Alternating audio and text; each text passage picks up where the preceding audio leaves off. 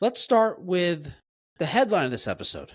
The top 24 New York and Philadelphia sports moments of 2024. Number 21, Saquon Barkley's backward hurdle versus the Jaguars. Number 4, Francisco Lindor's grand slam versus the Philadelphia Phillies. Down 1-0 in the 6th inning, and with the bases loaded and 1 out, Carlos Estevez, trade deadline acquisition for the Phillies. On the mound, Lindor hits a grand slam. The top 24 New York and Philly sports moments of 2024. Number 1.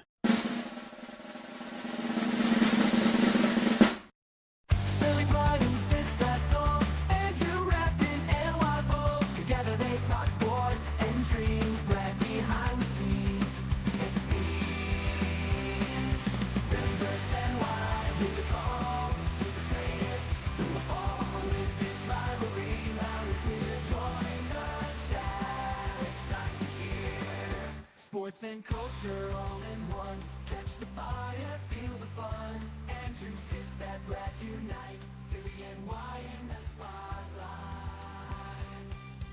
Hey everyone, welcome to episode 19. We are coming up on the end of 2024, so on this week's episode, we are going to do a top 24 New York and Philadelphia sports moments of 2024. We're also going to, of course, talk about the Philadelphia Eagles, their win over the Steelers, combined with the Lions' loss to the Bills, and the Eagles are tied for the number 1 seed in the NFC. We're going to touch on the Yankees' trade for Devin Williams. What are the Phillies doing? Are they awake? We'll get to subscriber questions. We have a couple good ones to wrap up. Let's start with the headline of this episode. The top 24 New York and Philadelphia sports moments of 2024. I see what you did there. Yeah. At first, I was wondering why 24, but it all makes sense now. I was going to go with a top 10 at first, and then I was like, going through it a little bit, I was like, that's hard to narrow it down to a top 10. And then I was going to do a top 20, and then I realized, wait a second, you got to do 24. Yeah. So I tried to get your help over the weekend. I was very helpful. You were very busy, apparently. Yeah. So we're going to... You helped. We have a few of your suggestions in here. Okay, so we're going to go from 24 to 1. We're not going to break down each one because that would take not only the whole episode, but it would take multiple episodes. Mm-hmm. But when it feels right, we will have a conversation about some of them. Definitely about the first, like the top 5 or 10 or so. You're going to have some issues with my list, I think. I bet you I am, yeah. I'm kind of glad that I kind of put this together without you that much. I mean, you gave a few, but in terms of the order, this way you could have more of an issue with it. Okay. Let's do it. Everyone loves a good list. Let's do it. Okay, so these are the top 24. My list is better than yours. Oh, your list is perfect. You had 4 things on the list. Yep. The top 24 New York and Philadelphia sports moments of 2024. These are all positive moments. I was asking some people what they thought, and they were giving me like negative moments. If we're doing negative moments, then you would have to put this list together. The Yankees losing streak in July when they lost 3 of 4, it would be number 1. It would be number 1 for sure. Yes. It would. I mean, how could it not be? I mean, yeah. All right, so let's hear it. So we're going to start with number 24. All right. Number 24. Aaron Judge's grand slam versus the Boston Red Sox. This was a game in September. The Yankees were down 4-1. Judge was actually in a slump, his only slump of the season outside of April, and of course in the playoffs. Judge capped a Yankees comeback with a 9th inning grand slam, down 4-1, giving the Yankees a 5-4 lead. That's number 24. Was that the same series that they intentionally walked Devers and shattered Cole's confidence? Actually, that was the same series, I'm pretty sure. Momentous. I'm pretty sure it was. Okay. That's not on the list, of course, though. Yeah, that would be on the worst list. Yeah, that would be of on all the time, bad not list. just the 2024. And not just New York and Philly. Yeah. Exactly. All right, number 23. Here you go. Paul George signs with the Philadelphia 76ers. We know what's happened, but at the time, big moment, big story. Very exciting for you and Sixers fans. All filled with hope. Filled with hope. It's come crushing down. It's working out swimmingly, yeah. Ready? Number 22. The Rangers beat the New York Islanders at MetLife Stadium in the outdoor game. Okay. In a high-scoring thriller, Artemi Panarin scored in an overtime to cap a 6-5 victory. Did you watch any of that game? No. I watched the Flyers Devils one, which was where was that? Was that at MetLife? I don't remember. That was at MetLife too, right? Yeah. Yep. It was a big deal around here just because Rangers Islanders, like we were talking last week, pretty big rivalry, outdoor game at MetLife. So it was a pretty big deal. Fun moment. That's cool. I like those outdoor games. Those are always a lot of fun. Yeah, they're fun. Number 21, Saquon Barkley's backward hurdle versus the Jaguars. Okay. That you needed that on the list. Oh, of course. Now, yeah, it's tough to. I mean, there's so many, but in terms of like physical plays, I mean, that's got to be one of the better acts of athleticism that we've seen. I agree. That's less about obviously it's not about like some great crazy moment, big game. Yeah, it was a regular season game in October against the Jaguars. So I get it. But in terms of that's why it's only 21. But in terms of the talent and skill, that has to be on the list. I agree. Yeah. Yep. It was that phenomenal of a play. We don't have many random regular season plays on here in any sport. Right. Yeah. Okay. Number 20. Jalen Brunson drops 44 points in Game 5 versus the Pacers in the semifinals, Eastern Conference semifinals. Mm-hmm. We know what happened in the series, but that Game 5 44-point performance was with the Knicks completely depleted from injuries, and it gave the Knicks a 3-2 series lead, which they then blew. So it would be better. It would be higher up if they didn't lose that series. Sure. Yeah. Takes away from it a little bit. All right, number 19. Here you go, dude. Saquon Barkley signs with the Philadelphia Eagles. Okay. You know what's great about this one? This is one, we have a few of these here, where this is a great Philadelphia sports moment and a terrible New York sports moment. Yes. Yeah. I was thinking that when you said the Islanders Rangers, because it was great for Rangers fans, but not so much for Islanders fans. So, yeah. That's true. Very true. Very true. All right. Number 18. Karl-Anthony Towns, Cat, traded to the New York Knicks. They give up Julius Randle and Dante DiVincenzo. Devo's been terrible, by the way. A few days before training camp started, they make this blockbuster trade, significantly altering their roster, their style of play, their whole style and makeup when you add a player like Karl-Anthony Towns. Big trade. And listeners of this podcast would know that also qualifies for a good moment for one city and a not good moment for the other. And some people might hear that and think, oh, he's talking about Minnesota. But no, of course not. No. Nope. It ended the Sixers season. Philadelphia. That's right. Yes. They haven't recovered. They have haven't recovered. Number 17. The Philadelphia Phillies clinch the NL East for the first time since 2011. Wow. Seems low. Really low? Yeah. Just a division. That's a division. Okay, spoken like a true Yankees fan. It is hard to win the division in baseball. Especially when you have the Braves in the division, for sure. Right. And all it took was for 3/4 of the Braves roster to be completely out for the season.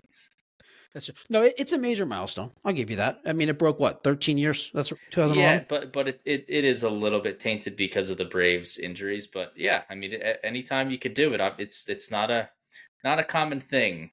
Yankees fans. Yankees don't win the division every year, unless you're the Yankees, the Dodgers, or the Braves, or like the Brewers.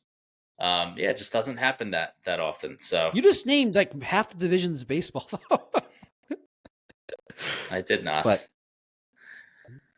okay. Anyway, I'm sorry. When you see the top 16 or you hear the top 16, maybe you'll change your mind. Okay, Maybe. we'll see. Maybe not. Maybe not.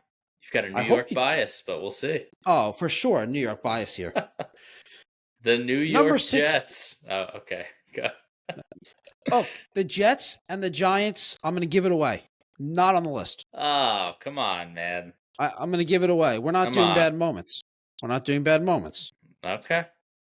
What can you think of a possible Jets and Giants moment? You know what one of our subscribers suggested to me? This is also a friend of mine, right? He said, season opener, Rodgers running onto the field. I'm like, are you kidding me? That's a top 24 moment. Rodgers, they got blown out that game. Oh yeah. Yeah, I don't think that would make the cut. Maybe like the previous season when he ran out the first year he was on the team before he got hurt. All right, number 16. Aaron Judge's 9th inning game-tying home run off Emmanuel Clase. Down 3-1 in the 9th inning. Judge hit a 2-run homer off Clase to tie the game. It was a 100-mile-per-hour cutter on the outside corner and at the knees, and hit it to right field. Stanton then in the next at-bat, would give them the lead. The Yankees did end up losing the game, though. If they won that game, I think it'd be higher. But the result of the game does impact this moment. Would you agree with that? I would. Yeah, definitely. Absolutely. Do you agree that a 2-run home run to tie the game in the 9th inning of a playoff game, game 4 of ALDS, is a better moment than the Phillies clinching or winning the NL East? No. Moment. We're not talking about bigger. I guess. I mean, is it a more exciting moment? Probably, because when it comes to winning the division, especially the way the Phillies did, you kind of saw it coming for a while. So the moment was. That's the key. It was kind of hard to have the moment. Yeah. Right. Yeah. It's more of a build-up and a major accomplishment that you should be proud of, rather than just it's like a better holy accomplishment, shit. But it's not a better moment. That's kind of what I struggled when I was thinking about this. Is like, yes, it should be on here because it's not it's not really a moment, but the moment they clinched kind of. So anyway, okay, we're on to the top 15 now. Okay, quick recap. What do you think? What do you think about 24 to 16 or 16 to 24? Anything that stands out is like that should not be on the list. That's ridiculous. No, nothing. I don't think so. Okay. Number 15. This is for you, dude. You ready? I'm ready. Tyrese Maxey steals game 4 from the Knicks. You forgot about that, didn't you?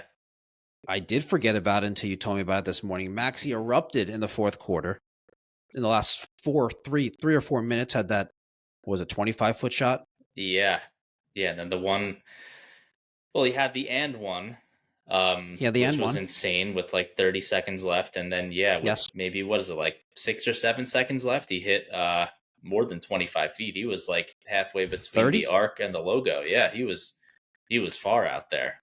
It was like 30 plus maybe. Yeah. That was crazy. Yeah. And that was to, I think that was that wasn't to save their season, but that would have put them down 3-1. Yes. So that tied the series back up at 2. Oh, wait. No, that was game 5. No. It was game 4, you said, right? That was game 4.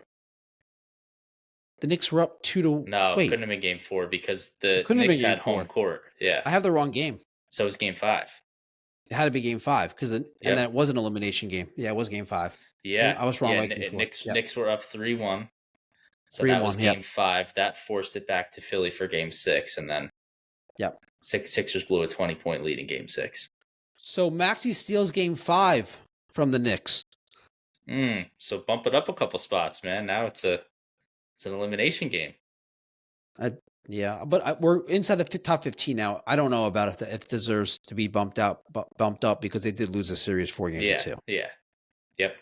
if they came back and won the series, that's probably in the top 5. Yes. Number 14, Francisco Lindor's home run on last day of the regular season. Remember, this wasn't really the last day. This was the extra day. In that doubleheader against the Braves, the first game, in dramatic fashion, Lindor's homer helped the Mets secure a playoff spot against the Braves, their rivals. Yeah, that was insane.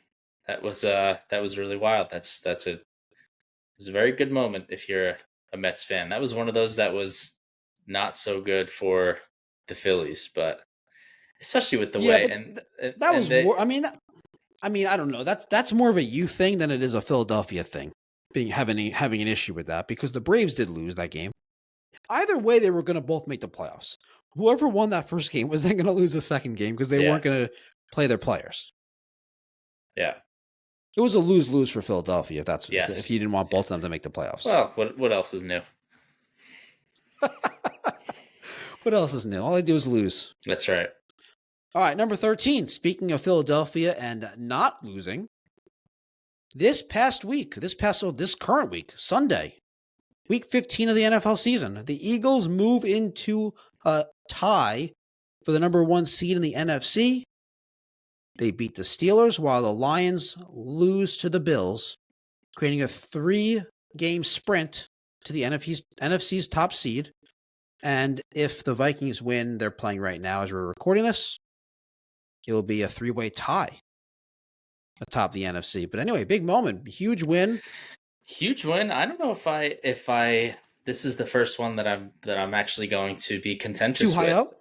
Yeah, I think like they're in a really good spot, but it's still a regular season win, big win, good win, but they still haven't like done anything yet. So if they maybe would have like clinched the 1 seed or clinched the division or something like that, maybe it could be this high, but I think it's too high. So I was thinking because the Lions haven't been losing, they had 1 loss obviously, and the Eagles were playing a good team.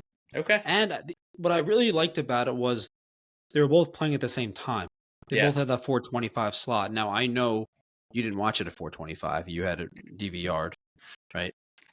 Wrong, actually. I was watching it. I was at my in-laws, and everyone was pretty busy with the kids, so I was pretty much watching it Nice. in real That's time. good.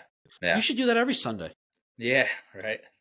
That's the cheat code. That's the move, yeah. That's definitely the move. So you disagree with that being a 13? Would that be in the top Yes. 24 in your opinion? I don't know. We'll see. Wow. I honestly, I see. So after that explanation, I could see why you put it there, but I still think it's too high. I still think maybe scratching the 20 to 21 range, something like that. But you definitely have the Maxey moment and the Phillies clinching the division moment ahead of that. Yes. Okay. All right. How about Judge's home run off Clase? Yes. Okay, good. Number 12. Vincent Trocheck's double overtime winner in Game 2 of the Eastern Conference semifinals. The Rangers took a 2-0 series lead. They would end up going up 3-0, and they would end up winning 4-2. A playoff overtime winner, though, is always a big moment. Oh, my God. Absolutely. Double overtime? Hell yeah. Number 11. Nicholas Castellanos, better known as Casty, walk-off single in NLDS Game 2, tying the series up at 1-1. Casty also had tied the game earlier on with a home run, right? Yes. Yep. Yeah, that was a wild game. In this moment. That was a wild game, yeah. And that was one where the Mets was an 8th or 9th inning comeback, and they had to, Mets made had to walk 2 or 3 comebacks in that game. Yeah. That game was insane. That was nuts. Yeah, it was nuts game. Crazy game. So if that's a walk-off homer, I probably have that higher up. But because it's a walk-off single, it takes a little bit of the luster away. Yeah, it was huge though. I mean, obviously it didn't end up mattering too much because they lost. At the time, it saved the season though. I mean, they would have went down 0-2. So yeah, that was huge. Okay, we're in the top 10. All right, let's hear it. All right, the top 10 of the top 24 New York and Philadelphia sports moments of 2024. Number 10, Saquon Barkley's historic game against the Rams. Barkley shattered the Eagles' single-game rushing record with 255 yards and over 300 all-purpose yards, scoring two 70-plus rushing touchdowns.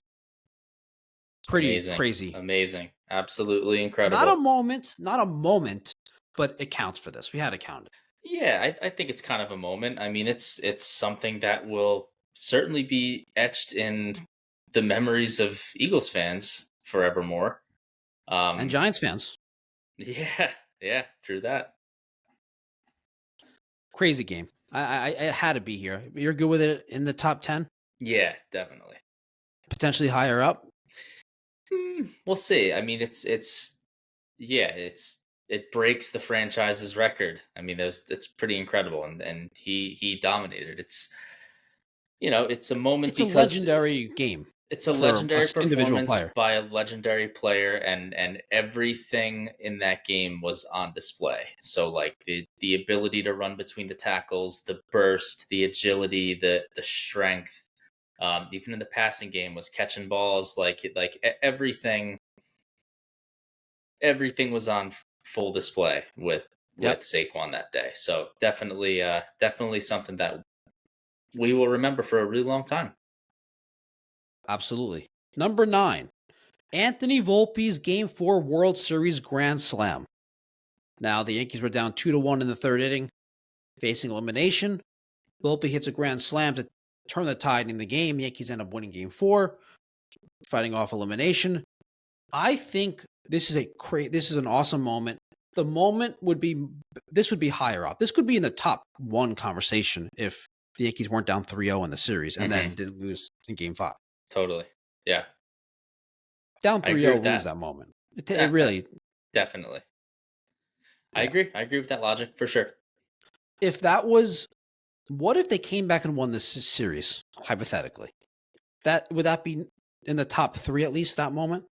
I mean, they probably would have had other moments. Exactly. Yeah. You'd have more along the way, for sure. Yeah. Number 8. All right, I'm sorry, man. We're getting really New York heavy now. Oh, God. Well, at the top. It makes sense. It makes sense because I came up with the list, or it makes sense because it just New York had better moments? Because, yes. the latter, for sure. Jalen Brunson's playoff record. This is a Knicks playoff record. 47-point game. Brunson set a Knicks playoff record with 47 points and 10 assists in Game 4 versus the Philadelphia 76ers, becoming the first player in history to record 45 or more points and 10 assists in a game where his team scored less than 100 points. Yep.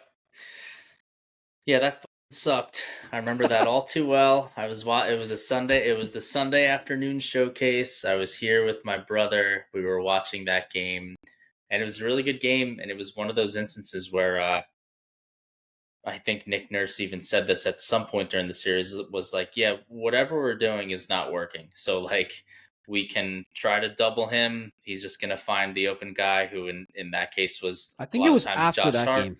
It was after this game he said that. Yeah. Because they started off the series doing really well on him. He was struggling the first 2 games. Yeah. Everybody was freaking out. And Knicks fans were like, oh, what's wrong with Brunson? Yeah. Yeah, and then no matter what they did, just wasn't working.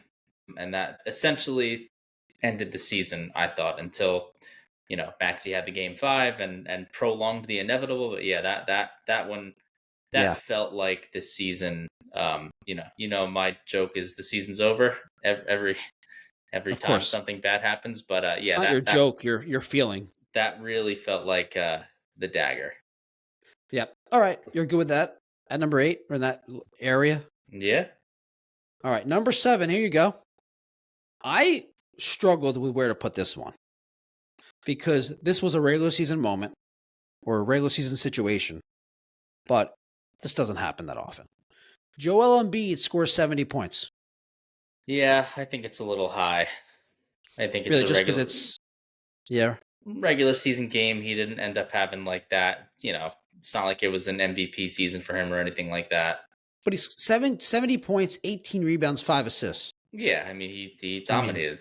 it's absurd. It's an Yeah, absurd game. for sure. Yeah. It has to be on this list somewhere, though, right? Yeah, I think that's fair. But now you're talking that being ahead of. I don't think that should be ahead of the Brunson performance. No. What about the No, Volpe Grand Slam? no, Saquon's historic game? no. It's kind of a historic game also, though. Yeah, Regular season but historic it's game. not. Yeah, but it's not. I don't know, I think you're the just games mean so much more in football than they do. yeah, that's true. You Okay. know. All right, maybe I had that too high up here. It was the only way to get Philadelphia stuff in the top Yeah, 10, though. yeah. Well, we appreciate it. All right, number 6, Dante DiVincenzo's 3 Oh my god! I knew you were against going to the say that. Philadelphia 76ers. Well, it had to be high. So Devo hits this buzzer beater, or essentially buzzer beater 3. That's after he missed his first attempt, and then Ihart comes flying in for the offensive board. They get it back out to Devo. He hits the 3. Before that, they had a bunch of chaos in the corner. Josh Hart gets the ball. Sixers somehow lost the game. They should have won. Fouled, and yeah, Maxey got fouled. It wasn't called. got fouled. Wasn't They didn't called. call a timeout. Right? It was Didn't call a fucking timeout. disaster. Unbelievable. Sixers lost a game that they should have won, and the Knicks took a 2-0 series lead. Yep. And then Maxey returned the favor, so it all comes out in the wash. We are on to the top 5. Okay. So overall, I did a pretty good job. You disagree with a couple things, but overall, I disagree with a couple things. There's 2 things that I'll let you know. I'm sure they're not in the top 5, so I'll let you know what I would have liked to see when you're done. Okay. What if they're in the top 5? You think it's wrong? I highly doubt they are, because you probably have never even thought about either of these things until. And they I probably will bring shouldn't be them in to the your top attention. 5. They probably shouldn't be No, top 5 things. No, right? they shouldn't be in the top 5. No. Like closer towards the bottom. Okay. Yes. Yep.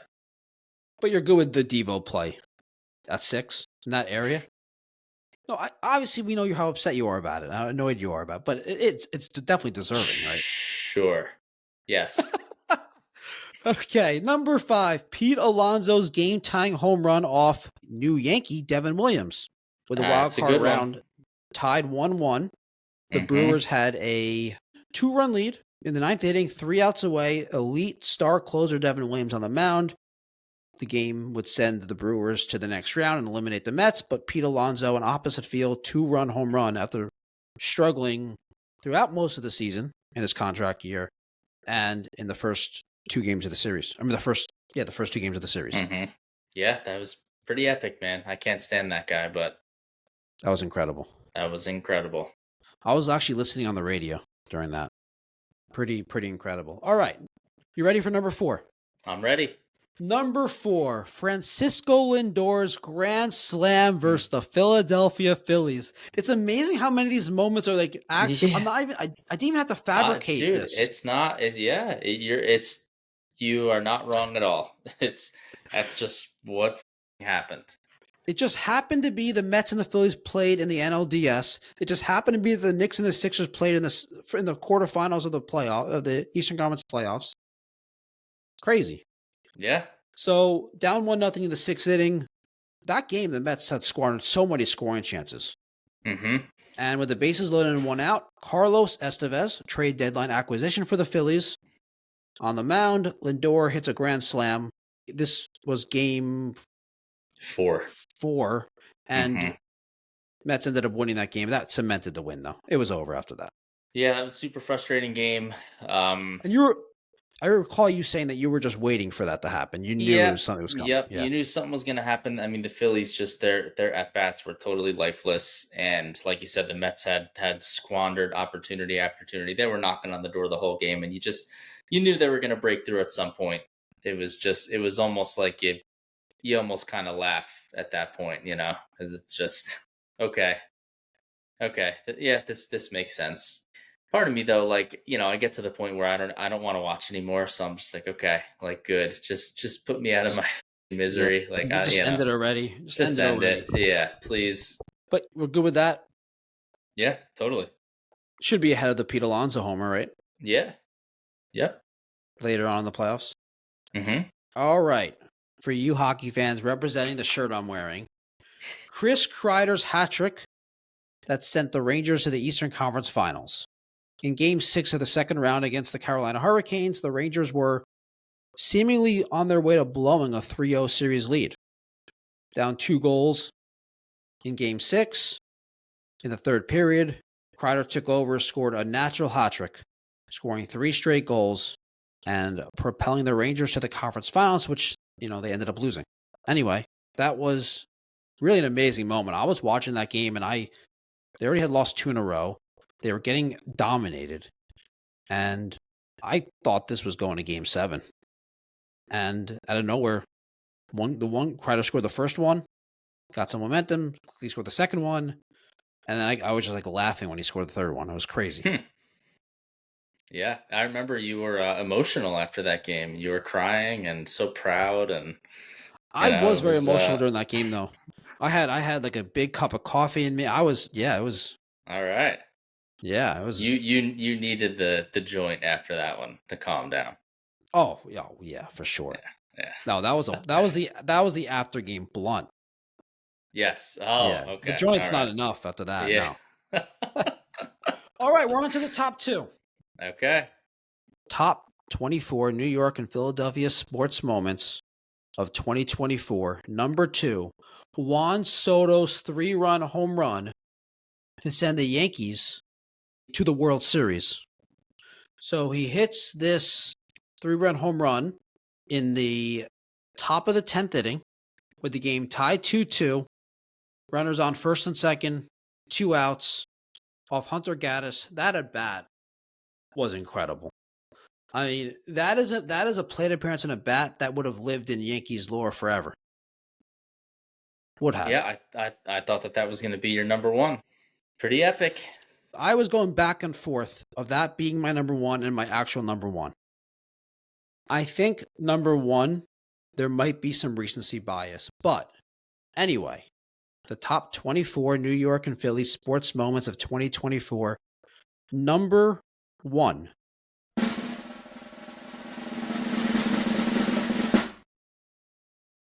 Juan Soto signs with the New York Mets. Wow. I was wondering where that was. Okay. The Mets, 15 years, $765 million with an opt-out and incentives, solidifying the Mets lineup for years to come. The Mets as the big brother to the Yankees. That's right. Mets fans are excited more because they, in your face Yankee fans more than they are for, having a great player on their team. Right. Yeah. Okay. It's turned the tide of baseball in New York. I mean, I don't obviously believe that, but that's the story, the rhetoric going on. Mm-hmm. Uncle Stevie and his nephew Hal. That's right. Okay. So no Yankees trading for Soto? That was 2023. Oh yeah. Okay. I thought that happened like January or February, but okay. No, it actually happened like 2 days before he signed with the Mets, but a year later. Oh, okay. All right. All right. So I have 2 moments to add that you missed. One of them, I guess you can't really count as a Philadelphia moment, but I thought Embiid's semifinal in the Olympics, where he basically that's won not a Philadelphia the game. moment. Okay, not a Philadelphia moment. That's Fair a enough. USA moment. USA moment. Well, Philadelphia was pretty happy and pretty proud of Embiid, but the one thing that I do think should get some recognition was the play-in game, Sixers Heat, in April of this past year. Very, very good, tense, very intense basketball game. Was there a specific moment though from that game? So there was. The moment was that the Sixers beat the Heat, who seemingly always had their number, seemingly always out-toughed them. But there was a Nico Batum 3-point barrage that happened in the third quarter. I recall that. They were down. I think they were down like 12 or 14, and Batum just shot the lights out of the gym and brought them all the way back. It was a really good, really hard-fought game, really intense. And it felt like they had some really good momentum going into the Knicks series. I definitely could see that being in the top 24, but it would be towards the bottom, maybe 24, 23. For sure. should that be ahead of the Paul George signing with the Sixers? I think so. I think actual on field or on court moments are more special than Oh, so you must not agree with the Soto to the transactions. Mets being one. No, I don't agree with that being one. No. Where would you would have that like way further down? I would have that further down. Yeah, I think it's cool. Well, I don't know. Again, I'm That's a not special entrenched in signing. the so that's what Yeah. I was gonna say. I'm not as entrenched in the New York thing as you are, but I wouldn't have it number one. If you wanted to, Yeah. maybe you I see could that. talk me into top 10 or top 15, but number one, I certainly think I think I had some the recency bias there. yeah, I think so. Recency bias, New York bias. You're just full of bias, dude. Come on.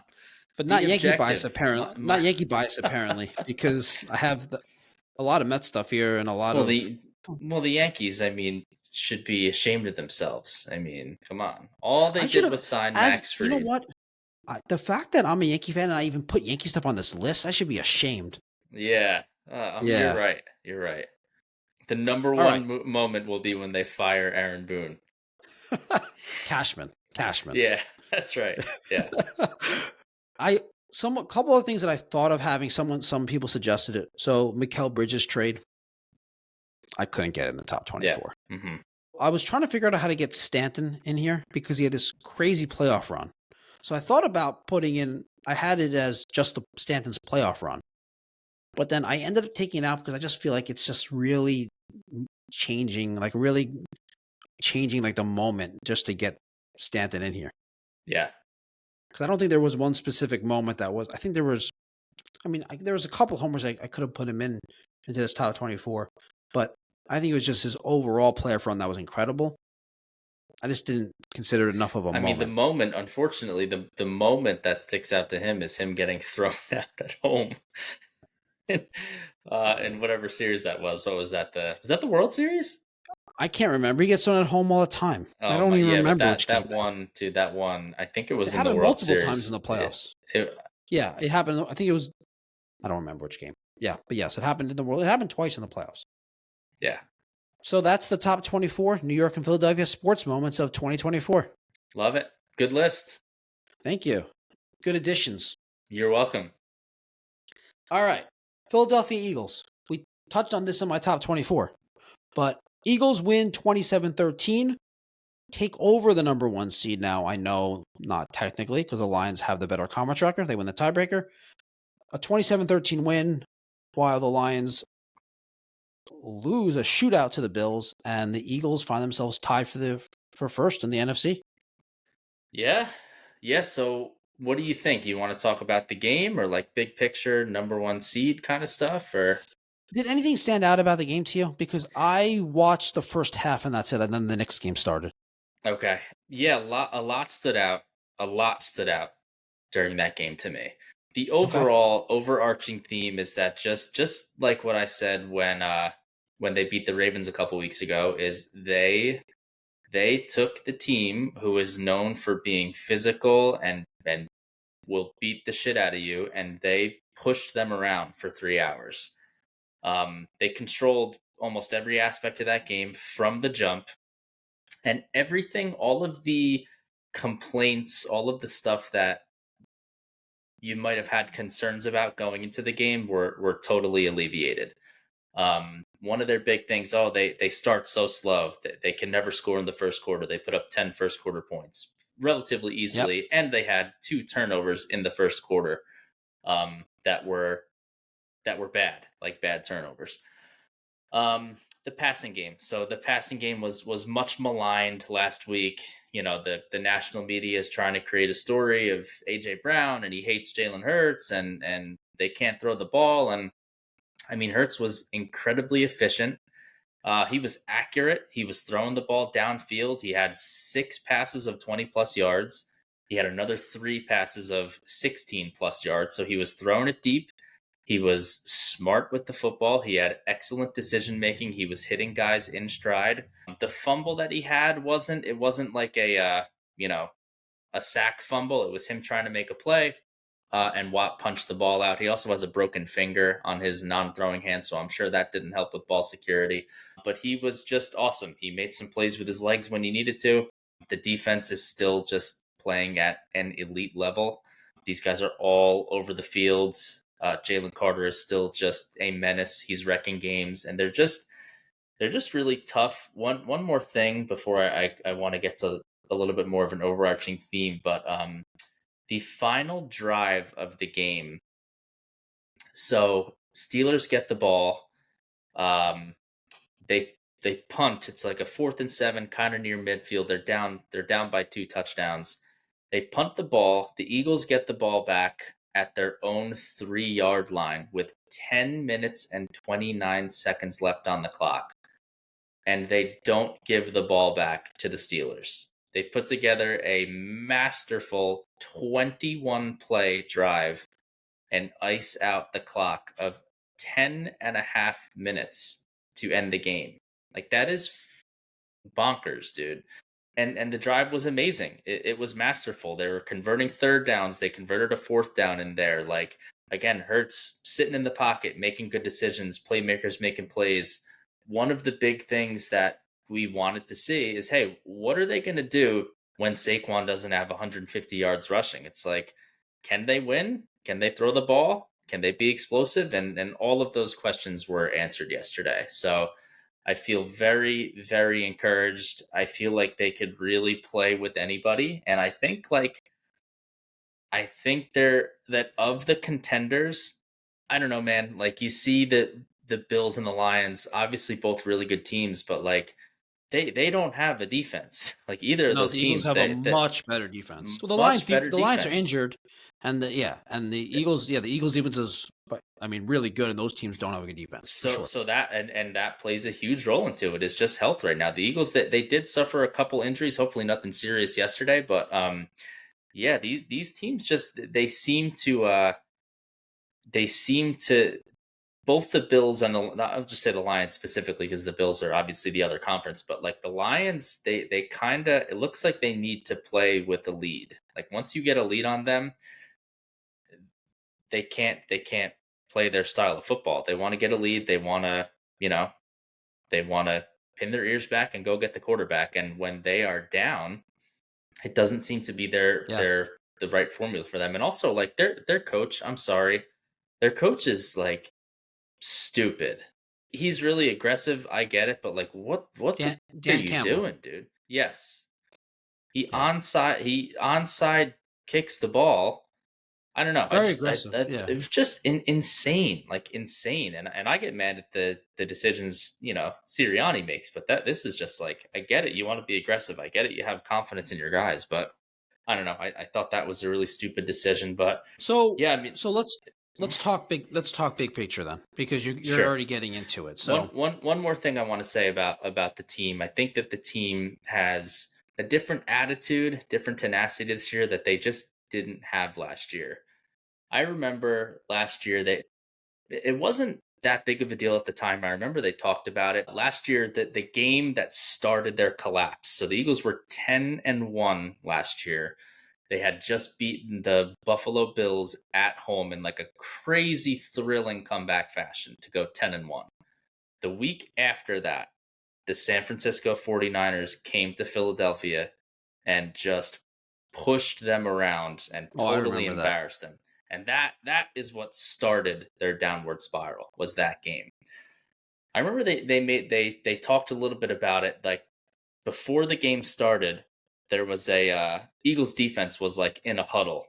They were doing something, and members of the San Francisco 49ers like walked right through the huddle of the Eagles, and nobody did anything. They just kind of let the Niners walk through. And at the time, people were like, "Hey, that's not really like what you should do. It's it's kind of like, I don't know, where's kind of stand up for yourself kind of thing. Don't let them just walk into your building, walk through your huddle. Like, what is that?" Again, didn't really think much of it at the time, knowing what we know now with the collapse and just how kind of soft the team was. Yesterday, I don't know if you saw this. This was in the first half, but Slay is getting pushed back. Like, did you see this play? How ridiculous this was? Yeah, so Slay's getting pushed back.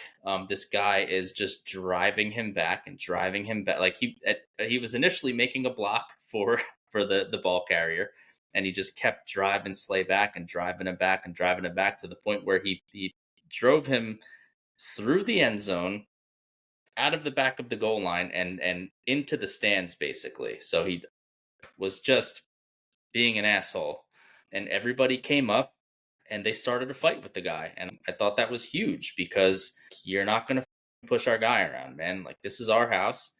And we don't play that. And I don't know Oh, how. man. I don't know how the Eagles didn't get that was a huge point of the game too, by the way, because those penalties should have offset. Like, they didn't call any flag on the Eagles. So instead of the Steelers having, I guess it would have been like second and goal from the 3, they were like 2nd and 18, which really obviously changed the game. They ended up kicking a field goal, but yeah, just different attitude, different mindset. They're really, really clicking on all cylinders right now. So big picture, yeah, I don't know. There's certainly the path to the 1 seed is there. They still need a little bit of help, but man, the Lions they're really banged up, man. They just keep losing really, really key guys, and I'm not so sure that, like, I don't know. I'm not so sure that they win their next 3 games. They got they got a tougher schedule, so it's certainly there. That there's a shot that they can get the 1 seed, which would be the ultimate goal. There is. It's also a 3-team race. The Vikings are winning right now as we're recording this on Monday Night Football. So it's really a 3-team race. Going to the Monday Night Football game, Pro Football Network had the Eagles at 33.3% chance of the number 1 seed.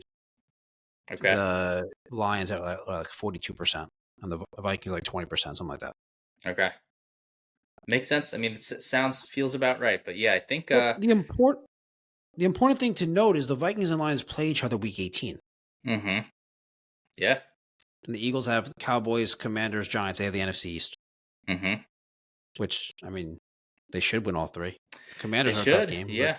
Yeah.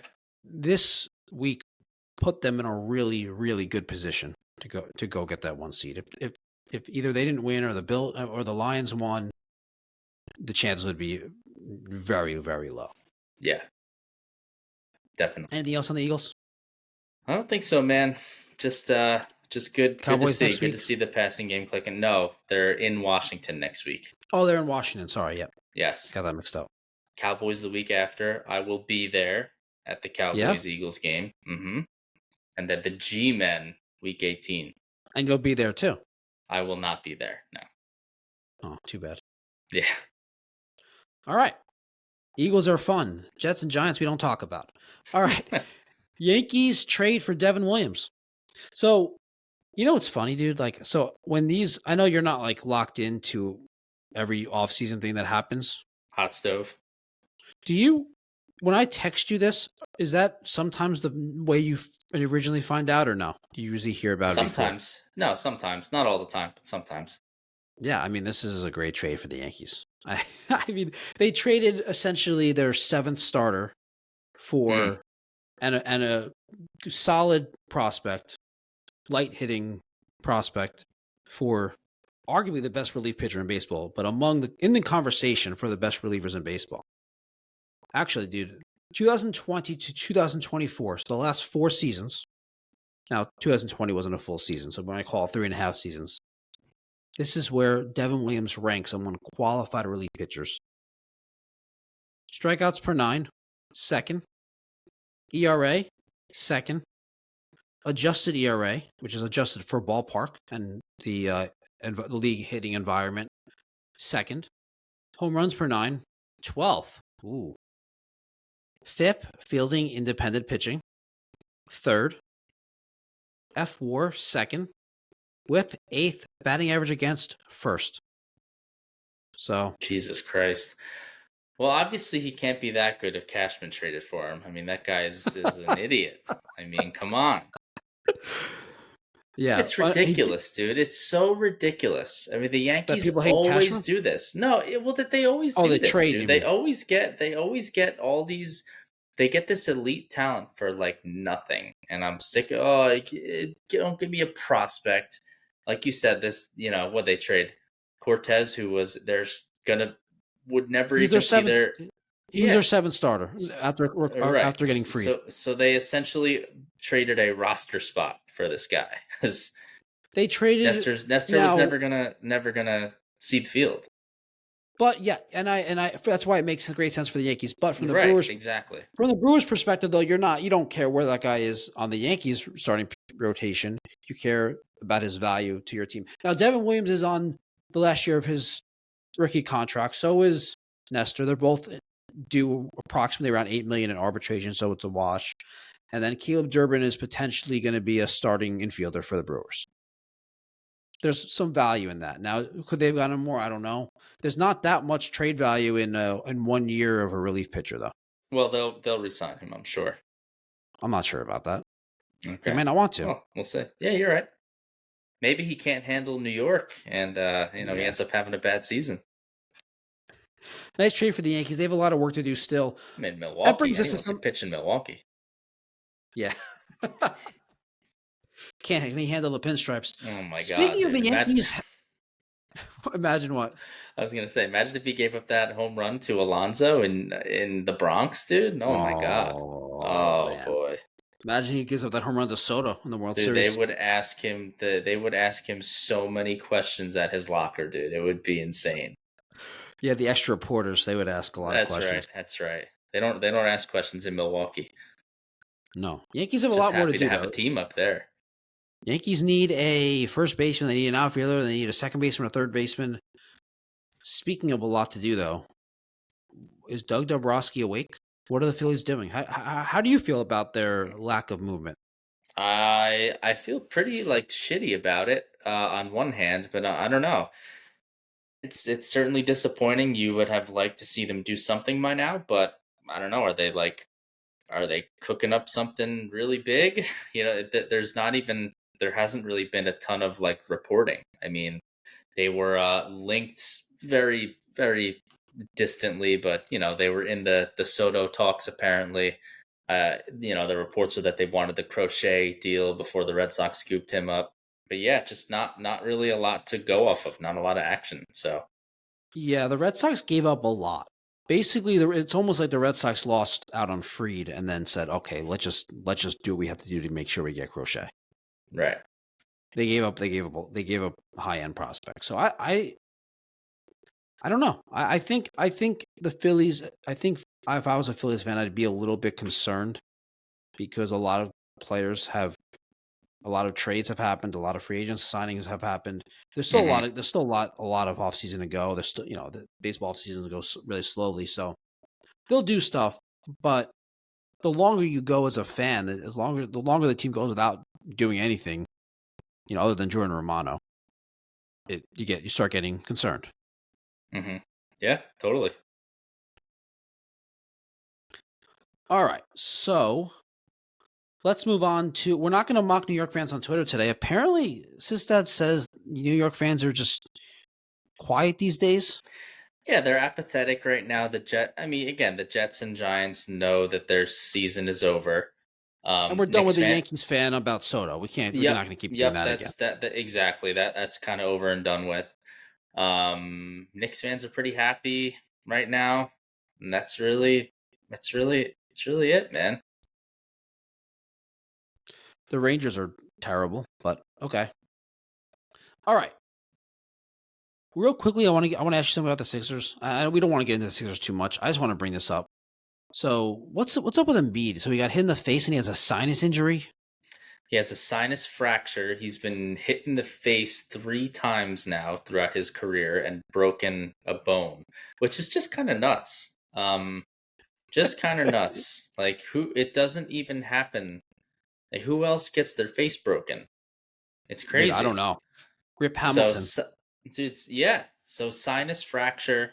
A couple years ago, he broke his orbital bone in the playoffs. Maybe you should wear a mask like Rip Hamilton used to wear.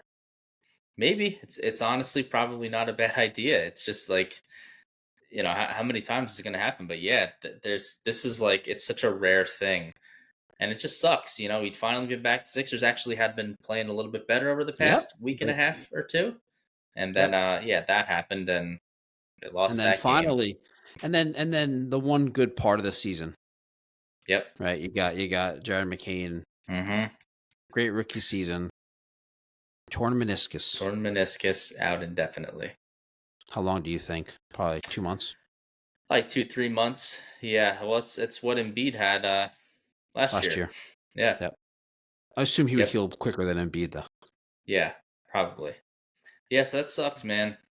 Just really sucks. The season from hell continues, and it somehow just gets worse. Just when you think you hit rock bottom. Yeah, you finally start getting some traction in the right direction, and then it goes the other way again. Yep. All right. By the way, you mentioned Knicks fans. Really, Knicks fans not upset on Twitter? Not really. Not that I've seen. They've lost to the Pistons. They've been very up and down, very inconsistent. I'm surprised Knicks fans aren't a little bit more annoyed or upset. I'll keep an eye out. Keep an eye out. Yeah, sometimes they just they're very easy to find. Sometimes I have to search a little bit more, so can make a note to do that. Cat. So basically, when Cat doesn't play, they're much worse.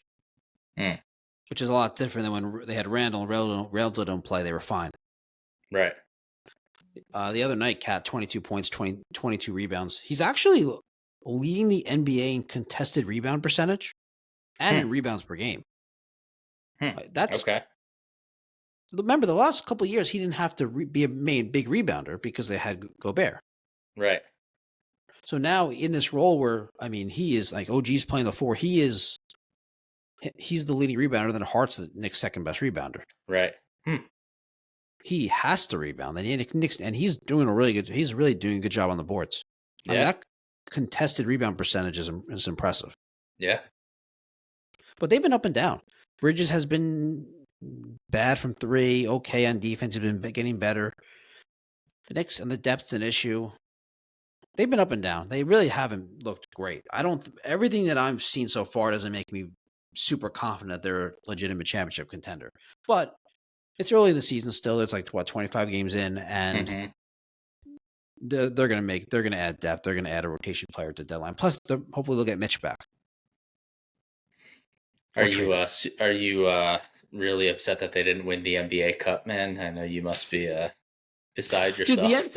Dude, obviously I don't really care about winning the NBA Cup, but I do have to acknowledge that I think you would too, that it has made some regular season games a little bit more exciting. I'm so out on the NBA Cup, it's not even funny. Well, you're so out on the NBA right now. That's what it is. No, believe me, I was out on it last year too. I think it's the dumbest thing I can remember. The dumbest thing that has been added to an American sport that I can hold on a second though. Yeah, the NBA Cup. I mean, please. Hold on. Yeah, you can say anything, and if you say it like that, like the Stanley Cup. Oh. No, stop.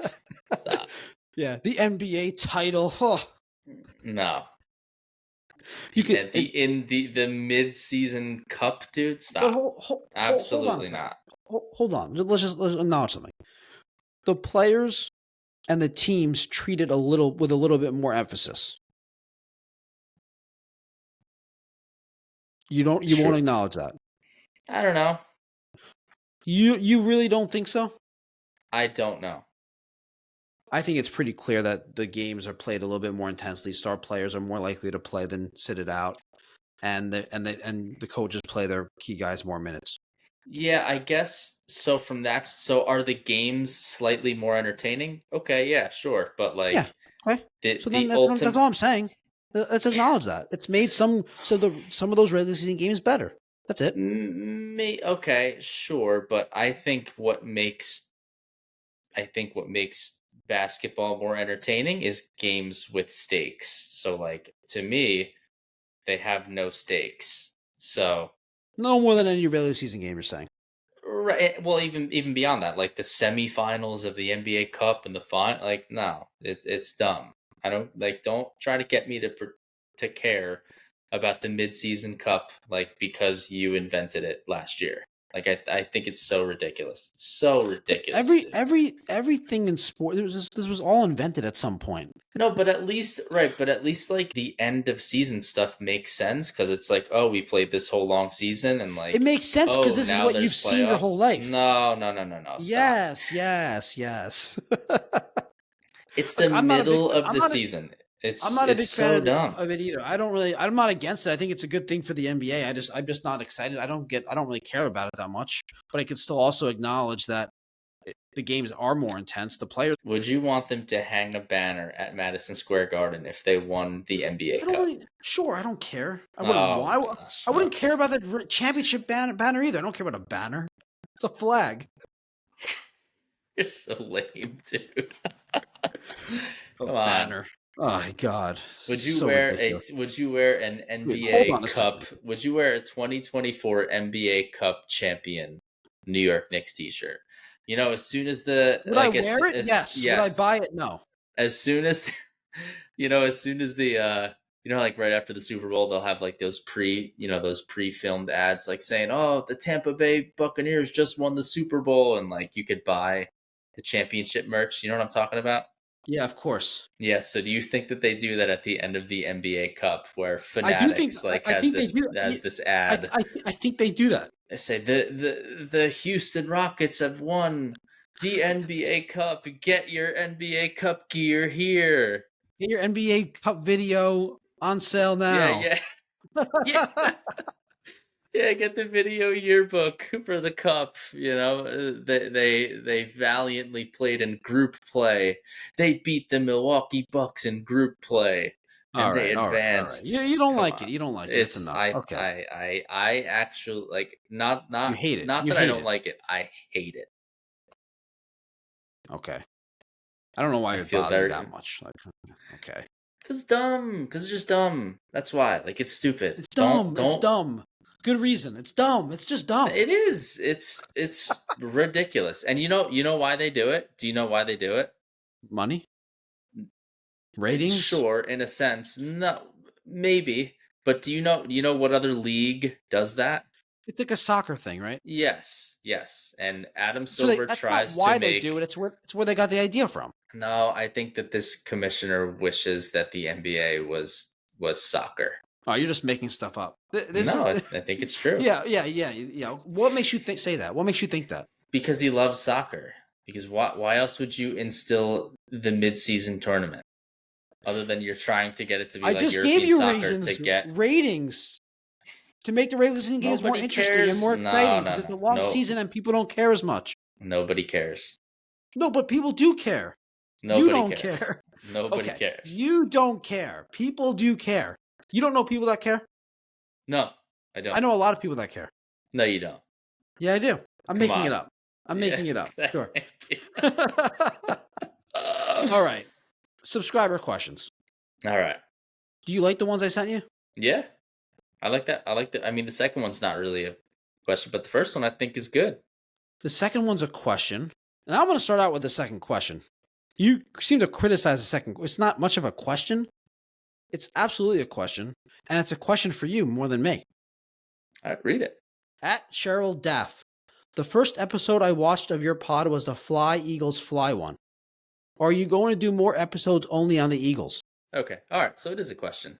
Yeah, of course that's a question. Yeah. All right. I must have misread it. Misread it. Yeah. Yeah. I think that we're going to do some Eagles heavy stuff, specifically as the playoffs come along. Right. Hopefully they're in for a deep playoff run. I would love to break down games and emotion and feelings and excitement. We got to do a long playoff run. Eagles each playoff game. We have to do an Eagles episode. Yeah. Hopefully, we do 4 of them, 3 or 4 of them. Well, hopefully they get a bye. Yeah, that's why I was saying 3 or 4. Yeah, you could just want them to lose in the Super Bowl. It's fun. You've been there. I could. Yeah, that is exactly what I want. Yeah, you got me. I'd rather have an NBA Cup title for the 76ers than a Super Bowl championship. Everyone can agree. Oh, of course. Of course, not even close. No, we do plan on doing more specific episodes, even if they're shorter. I put out like an 8-minute video on the Max Fried signing. I think we'll do more stuff like that. I don't know if you're going to do stuff like that, though, specifically. You're going to do like a little 8-minute video on a post game. You should. You really should. You think so? Okay. Yeah, right after the game, give some I'll have props. to get the formula from you though, man. I'm not skilled enough What's to do it by what's the myself. formula? You just talk for I 5 minutes about what just happened, like you would with anyone else you're with. Yeah, I have to study up on your tape, dude. All right, this is a good subscriber question. At Carmen or Carmine, I'm not sure. What do you think? Is it Carmen Carmine. or Carmine? At Carmine. Carmine _828. If you could add one New York player to a Philly team or vice versa, so Philly player to New York team, who would it be? Before you answer, dude, I have the perfect answer. I already know the answer. Saquon to Brian the Giants. Cashman. Saquon to the Giants. Yeah, imagine It's that. a, it's Imagine a. that. Do you want to go first? Because that was a joke, obviously. Yeah, Brian so Cashman. Brian Cashman is my answer. But it's a Um player. So no, I unfortunately. know. So I don't think that there would be any. I mean, I guess for the future, I'll give No, you what do you mean? one for each For the sport. future. How's that For each sound? sport. Wow. Are you gonna give us one then that wins it? That's Well, I mean, that's Aaron Judge, obviously. I mean, what, uh, what, it what could are be we Soto. doing? It could be Soto. Judge. Yeah. Yeah, I think it's Judge. I think that's the obvious answer. It could be I was gonna say Cap, but that wouldn't make sense, or Brunson, No, but that right? wouldn't make No, sense. it's Bridges. For the Knicks, from Okay. the Knicks for sure. Wait, Um, hold on. You're not serious right now. Like I know you have this whole thing where you hate OG Anunoby, but there's no way that you would rather have Bridges than OG. That's absurd. Dude, that's absurd. dude, you are insane. How well do you know me? I mean, I know you very well, but you're just because you hate a player doesn't mean you can't acknowledge that one player is a lot better than the other player. It's not even oh no, close. I don't acknowledge that at all. I do not. I would take Bridges over Ananobi 10 times out of 10. You and no one else that knows Okay. basketball. That's Okay. absurd. It's You're absurd. absurd. No, No, it's that not. is. I No, watch it's the not. Knicks every single game. That is crazy. I don't even mean to be. I don't mean to be like. I mean, I'm not criticizing Bridges. He's a really good player. I think as the year goes on, he's going to get better and better. OG is incredible. He's arguably been the Knicks' He's best got player this incredibly year. long arms. You're right. I He's, mean, come he's on, dude. arguably been their best player this year. Okay. All right. I Okay. disagree. I'm not an Ananobi fan. Never have been. Do you know his stats this year? No. Could you guess? No. I have no idea. But he's so bad. So if I had to guess, over under. No, I don't see. Now you're gonna just know it's Just tell over. me. No, just tell me. Yeah. Just give me a guess. Points per game. If you had to guess? What do you think he's at? I don't know. 15. All right, he's at 17. Okay. What would you if you had to guess what his field goal percentage was? What would you guess? 44. All right, 48. Well, if you had to guess his, well, you don't even know these advanced stats like player efficiency rating, so you wouldn't be able to guess that. Okay. Well, yeah, he's been incredible. So whatever. All right. Anyway, I just don't. Okay. you have the right to I choose would. Bridges. You have the right to choose Bridges. It's just that Bridges. OG Yes. does what Bridges does, but he does even better. That's the thing. I disagree with Bridges that. is more of a playmaker scoring wise. Yes, I value playmaking and scoring more than I value Oh, actually, man with long arms. I have one more thing for you actually about what to support Bridges. The Sixers need a durable player, someone that plays every game.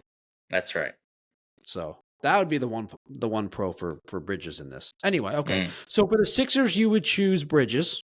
Yes. For the Flyers, who would you choose on the? I mean, I'm assuming it has to be Panarin or Igor. Actually, Igor, yeah. Yeah, it's Igor for sure. For sure, yeah. And for football, I guess I don't know. I mean, I guess I would pick Sauce Gardner. We don't even need a corner. But that's what I'm saying. In next year they will. Hassan So Reddick. yeah. I don't know. Is he doing well for them? He's been terrible. Wow.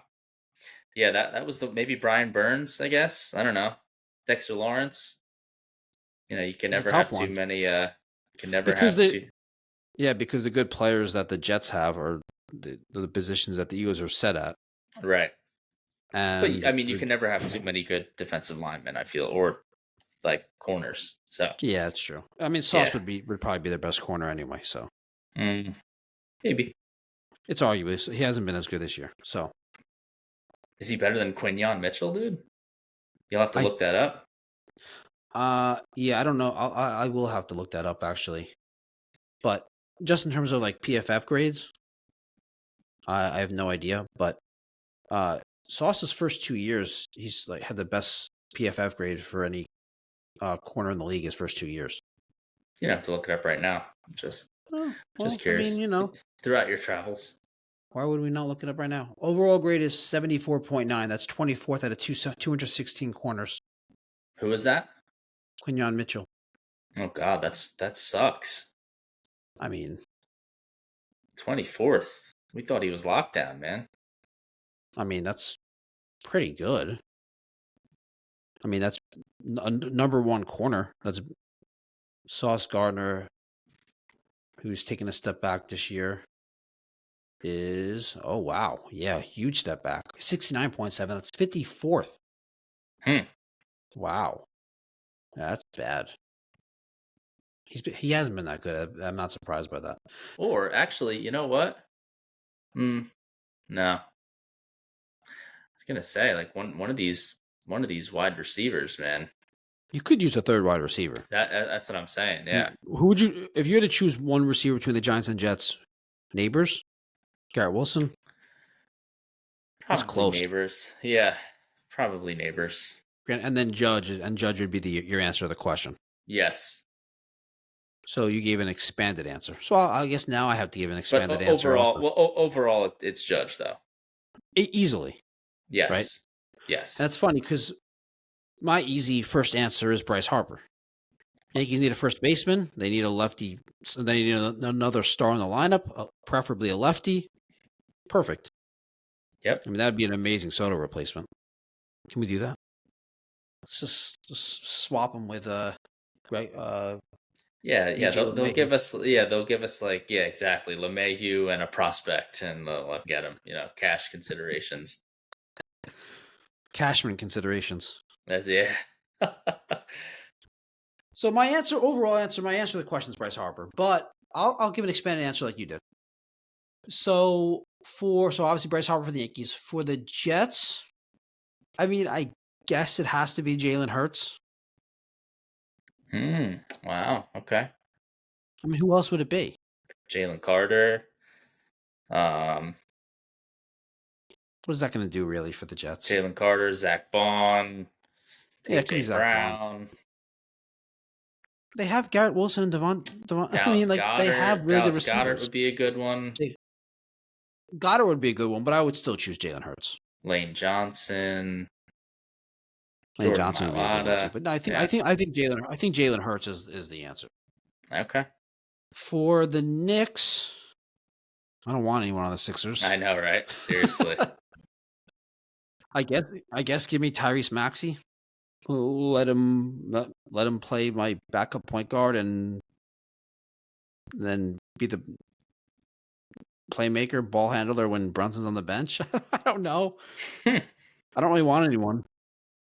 I guess. I think it's got to be Paul George or Oubre or Martin. You can never have too many of these athletic two-way wings. So I'd rather have that than a backup point guard.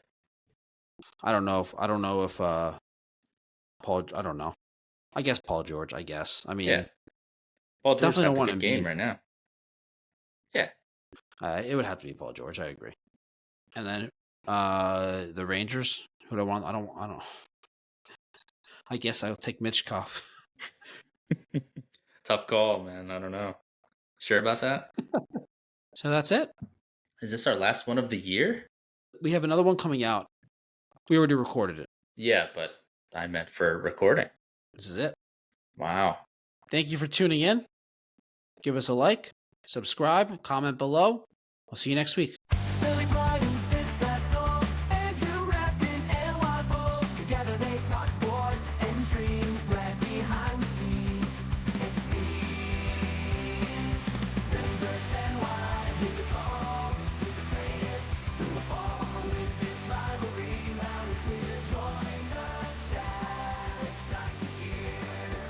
Sports and culture all in one.